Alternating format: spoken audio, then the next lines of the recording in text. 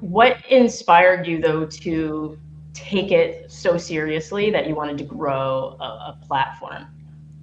I think we were both pro-Palestinian activists very early on, which was not popular, especially within the Democratic Party. And it was incredibly difficult to find breaking news content around what was happening in Gaza.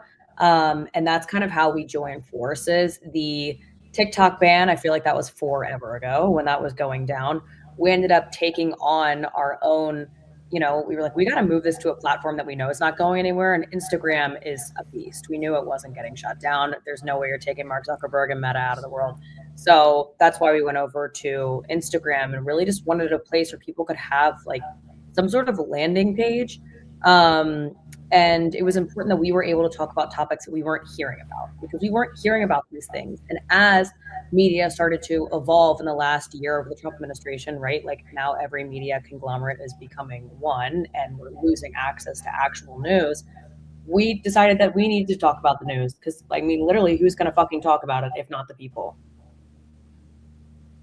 And the reception that you've gotten, is it been mostly from like, because I'm assuming there's people who like already speak your language, Sure. right?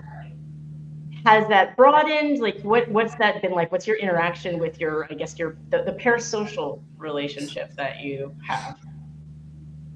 We have people from all over the place. We have people, I think we have some Gen X folk, right? All the way down to Gen Z, which actually you probably have all the way up like boomer down to Gen Z, which is really interesting. I think one of the hardest things for us is that we're not a news outlet, and that the biggest parasocial, I think, caveat that we have is that we're not a newsroom and we still have jobs and we still have lives that we try to continue to do.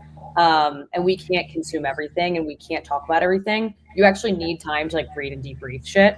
Like when a Supreme Court case comes out, that's a 70-page dissent you got to read. That does take a moment. And that's if you understand legalese, let alone having to read it 25 times because who the hell knows what Sam Alito's talking about.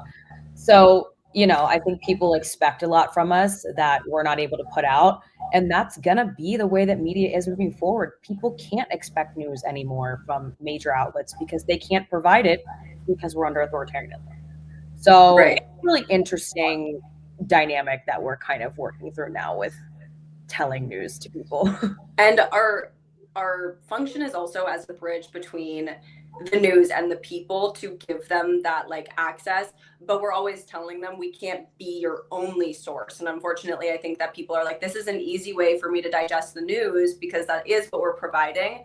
But we're also telling them you should still read the news in some capacity. We're giving you like the summarization, but go inform yourself still. And I think people forget that. And so they come and they're like, why haven't you talked about this? Or you should talk more in depth about this. And it's like, that's not our purpose, really.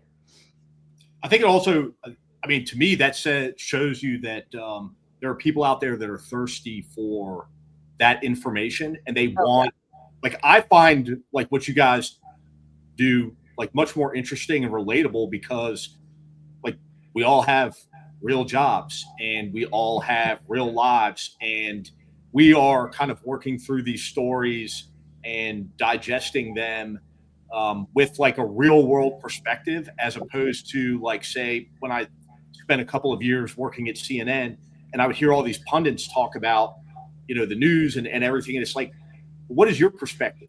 You're like an overpaid teleprompter reader that like hasn't I don't know, like gone to a grocery store or filled up your own gas tank in freaking years. So like how am I supposed to, and I think that's part of also why so many people are walking away from, especially like Gen Z, Gen X, even like my age bracket, millennials are like, we're like this, it's not relatable. These people don't understand what our lives are like.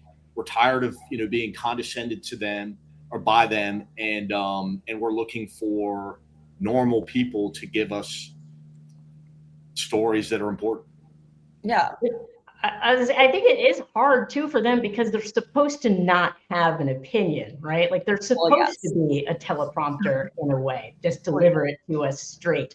But that doesn't work in a post-Trump time. That doesn't work in this dystopian, authoritarian time because it comes off as awkward and inauthentic. And it's like this, you look at them and you're like, this can't be what you're thinking when the camera's off.